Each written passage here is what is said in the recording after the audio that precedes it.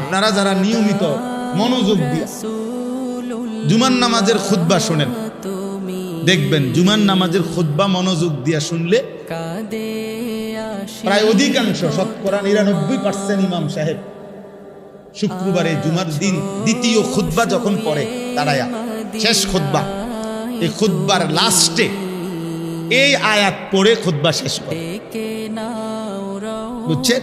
এটা মনে দেখবেন, খেয়াল করলেই শুনবেন ইমাম সাহেব এটা পড়ে, ইবাদাল্লাহ রাহিমাকুমুল্লাহ ইন্নাল্লাহা ইয়া'মুরু বিল আদলি ওয়াল ইহসান ওয়া ইতাইযিল কুরবা ওয়া ইয়ানহা আনিল ফাহশাই ওয়াল মুনকারি ওয়াল বাগি ইয়াইযুকুম লাআল্লাকুম তাযাক্কারুন।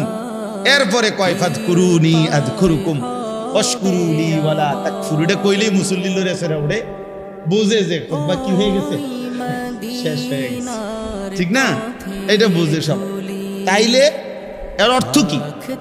অর্থ হলো খতিব সাহেব, ইমাম সাহেব এটা বুঝাইতে চায় যে মুসল্লিদেরকে, শোনেন আল্লাহর বান্দারা, আমি যাই কইছি না কইছি এই শেষ করলাম আল্লাহ তাআলার স্পেশাল এই ওয়াজ দিয়ে।